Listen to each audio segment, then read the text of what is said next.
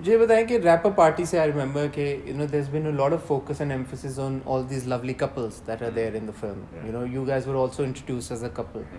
तो ये कपल्स वाला जो सिनेरियो है ये कैसे फिट इन करता है? अगेन मुझे पता है आप लोग ज़्यादा रिवील नहीं करना चाहते प्लॉट के बारे में या अपने अपने कैरेक्टर्स के बारे में, बट कुछ तो फैंस को इंटाइस करने के लिए बताइए. नहीं, ये तो हम लोगों ने बड़ा पहले भी इस्टेब्लिश किया था कि मेरा और शेरियार का कैरेक्टर जो है वो दोस्त हैं, और ज़ारा जो है वो भी हमारी दोस्त है. माया इज़ एन आउटसाइडर जो आती है, और किस तरह इन लोगों की रिलेशनशिप और दोस्ती उस इनके प्यार से इफ़ेक्ट होती है, और किस तरह यही एंड में एक दूसरे के काम आते हैं. So the whole story revolves around those weddings और जिस तरह लोग इफ़ेक्ट हो रहे हैं. और मेरा कैरेक्टर जो है वो एक स्ट्रगलिंग डायरेक्टर का है कि वो कुछ बनना चाहता है, और वो थोड़ा सा तेज़ है, थोड़ा सा हुक और क्रुक से भी काम कर लेता है, और वो अक्सर शेरियार के कैरेक्टर को एक्सप्लॉइट भी करता होता है. और आई थिंक ज़ारा एक स्ट्रगलिंग एक्ट्रेस हूँ, बहुत शौक है हमें, मुझे और शेरियार हम दोनों को एक्टिंग का बहुत शौक है. जैसे आपने ट्रेलर में भी देखा होगा सीमा और वो जो सीन था, तो और ये हमें उस वक्त डायरेक्ट कर रहे होते हैं सीन में. तो दैट हम लोग हैं फिल्म मेकर्स ही, but we struggling in life as human beings, as people, as friends, as professionals. तो वो सारी चीज़ हमारे फिलहाल और तो नहीं बता सकते, कुछ आसम ने थप्पड़ मारने, बट बस वो नहीं बता सकते जहाँ ये खुदकुशी. ज़रा छोटी पर छलावा आपकी film I and you know I am sure आपको बहुत प्रेज मिली है, पर्सनली भी मिली है, क्योंकि हमने तो पढ़ा भी है हर जगह, खुद भी बड़ी तारीफें की हैं आपकी, क्योंकि it was outstanding performance. Film की तारीफ हो या ना हो, आपकी तारीफ हर आर्टिकल में हुई है. फिर उसके बाद दीवारे शब में आपकी परफॉर्मेंस अगेन जो पहली 2 एपिसोड्स में थी, splendid, fantastic performance. Thank you so much. इन 2 बड़ी परफॉर्मेंसेस के बाद अब परे हट लव आने जा रही है, तो किसी किस्म का प्रेशर फील हो रहा है आपको? एक्चुअली परे हट लव इन दोनों चीज़ों से पहले थी. शूट भी पहले हुई थी, साइन भी पहले हुई थी. Asim was the first director, film director to ever sign me for a film. I was offered a different role in the film in Parey Hut Love, but I chose Shabbo myself, क्योंकि मैं बहुत डरी हुई थी कि पता नहीं कैसी लगूंगी, क्या करूँगी. फिर आसिम के सामने आप हो जाते हैं थोड़े इंटिमिडेट कि Asim is a great director. फिर भट्ट साहब के यू नो आप भट्ट साहब के सामने कर रहे हो, तो वो मैंने बड़े बेबी स्टेप्स लिए. फिर आई छलावा उसके बाद बनी, उसके बाद साइन हुई. तो ये सब कुछ जो है, this is the I think the rawest form of Zara Noor Abbas Parey Hut Love में, जो मैं बिल्कुल मेरी first step out of the box था बर्ड का, वो आसिम ने कैप्चर किया. तो it's very innocent, and I think कि इन दोनों प्रोजेक्ट से बहुत ज़्यादा मासूम है, और वो बहुत अच्छा लगेगा. बड़ा रॉ है, बड़ा सिंपल है, बहुत अच्छा लगा मुझे तो देख कर अपने आप को वैसे. लेकिन क्योंकि तब वो प्रेशर्स नहीं थे, वो चीज़ें नहीं थी, तो एक्टिंग भी उतनी ही यू नो इम्प्रॉम्प्टू थी. वो दिमाग में वो नहीं था कि अल्लाह कोई देख रहा है या क्या सोचना है या कैसे लगना है. वो अदनान ने मेकअप कर दिया और आसिम ने कहा ऐसे करना है, और बस हम लोग की केमिस्ट्री के साथ एक जो वो कहते हैं स्पर ऑफ द मोमेंट में जो काम हुआ वो मज़े का हो गया. There was no pressure. तो छलावा और दीवार शब का अब जब फीडबैक आ गया है आपके पास, उस वक्त तो नहीं था प्रेशर. हाँ, तो हाँ. अब ऑब्वियसली फैन बेस में भी आई एम श्योर इजाफा हुआ होगा, पॉपुलैरिटी में भी, रिकग्निशन में भी बहुत ज़्यादा इजाफा हुआ है. तो उसका कुछ एडेड प्रेशर फील हो रहा है या वो भी नहीं? नहीं, चिल सीन है. I am very happy to be part of such a huge project, and I'm very happy that I have people like him and people like Maya, Shahryar, Jimmy, so many people who have supported us throughout the process, और I've made family here. तो ये सब बहुत अच्छा है, pressure वगैरह कुछ नहीं है हमारे में. बस अब you're obviously coming from you know मैना, इतना बड़ा आइकॉनिक एक कैरेक्टर वो बन गया है पिछले साल, और उसकी परफॉर्मेंस की तारीफें हर जगह. In fact you're nominated in the best actor category for the upcoming LSAs. Hopefully जब तक ये शायद इंटरव्यू जाएगा इसका, मैंने बेस्ट एक्ट्रेस में नॉमिनेशन भेजी थी, मगर उन्होंने मुझे एक्टर में ही रख दिया. So coming from there and obviously character तो I'm assuming कि बहुत डिफरेंट होगा पिछली फिल्म से. हाँ बहुत फिजिकली बहुत डिफरेंट. मतलब मैं ना वाज अ नाइटमेयर प्रेप और उसकी तैयारी वगैरह, बिकॉज फिजिकली बहुत डिमांडिंग था. दिस वाज वेरी अच्छा. हालांकि my character is not that humorous in this film. There are couple of scenes जो कि बहुत ही ज़्यादा गुस्से वाले और उस तरह वाले सीन्स थे. तो when I read the script also it was कि ये बंदा बहुत ही ज़्यादा क्लेवर है और ये अपने दोस्त को यूज़ भी करता है. तो आई एक्चुअली नेवर प्लेड इस तरह का कैरेक्टर जो बहुत ज़्यादा शातिर स्मार्ट हो. थोड़ा सा ग्रे है कैरेक्टर. हाँ, बिकॉज अगर आप देखें JPN में वो नाइव है, जो PPA नाइव है, फिर पंजाब में वो बहुत ही भोला था.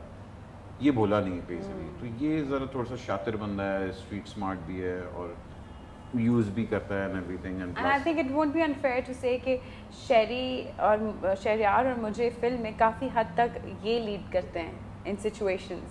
हाँ मैं हाँ पंगे में ले रहा हूँ। हाँ, जिसको फिर फंसा रहे होते हैं basically। जिसको फिर शहरियार कवर कर रहे होते हैं या मैं उसके पीछे पीछे इन दोनों के लग जाती हूँ, but he is literally very different from the last. I think लोगों को ये थोड़ा सा देखना पड़ेगा कि मतलब apart from all the other characters this is fairly very थोड़ा सा कह लें कि मतलबी कैरेक्टर, सेल्फिश है ये बंदा। So it was fun.